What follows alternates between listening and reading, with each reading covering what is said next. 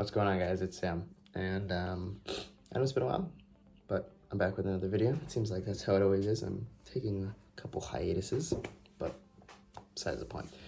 I'm in college now. You're living the life, enjoying it.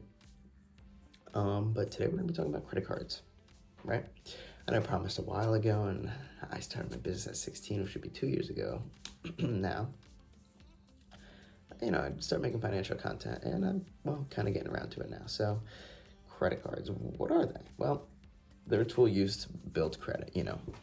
Building credit is important because you want to have the best rates possible when applying for a car loan, a mortgage, or just applying for a new credit card in general. And being able to have a good credit score, which is correlated to your credit card usage, having good credit card payments on time, good credit utilization, which is when you keep you don't get too close to your limit. You kind of keep under 30% of your limit, and just, making sure you have good credit history and there's a whole list of factors that I'm going to list like right here. And there'll be a link in the description to the FICO 8 steps that they look at in determining a credit score.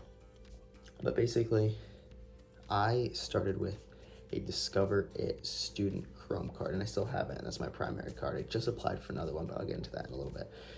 There's tons of student cards out there. I believe Capital One and Citibank have one, and I'm sure Bank of America also has one, Wells Fargo, but I would not go towards them, and they're a little sketchy, but besides the point.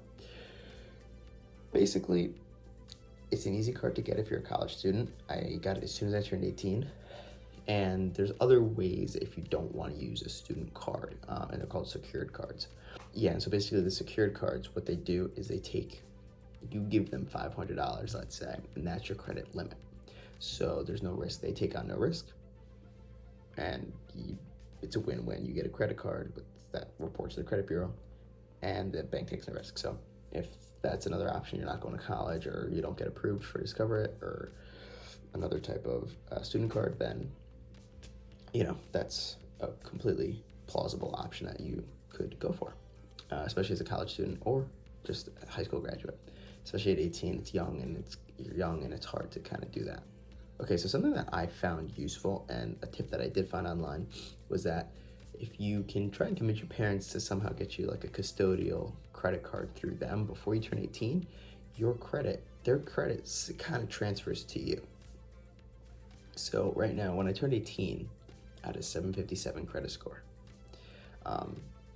which is pretty freaking good. I mean, I'm not trying to flex or anything, but I believe that kind of helped me in getting the card that I'm going to talk about in a little bit, which is kind of like a tier 1-ish. There's like kind of tier 0, which is the student cards, the entry cards. So this is tier 1-ish kind of.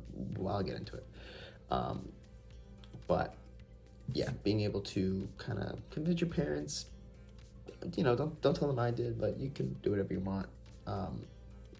Kind of just, it's a way to build credit before you're 18, especially if you're that motivated to try and be financially independent at a young age, doing it obviously sooner.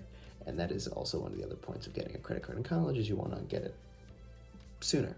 The sooner, the better, honestly. If you're 18, you should have gotten it yesterday. So yeah, the next card that I got was I just got approved yesterday, was the Amex Everyday Cashback card. 3% cashback, which is a little bit different than the Discover Student Chrome. I think that's 2% cashback and 1% on some purchases.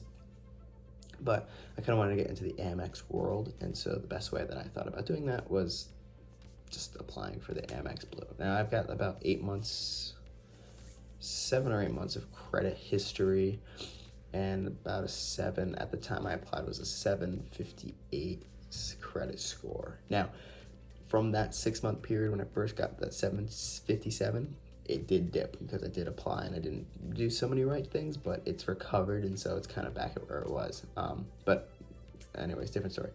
So that's kind of like a tier 2, and there's different rewards, and again, I'm now in that Amex kind of environment, but it's not exactly like the gold card. It's a free annual, no fee. So it's just kind of the next step. So I'm kind of showing you guys where you can kind of climb the ladder in terms of, well, how did you get there?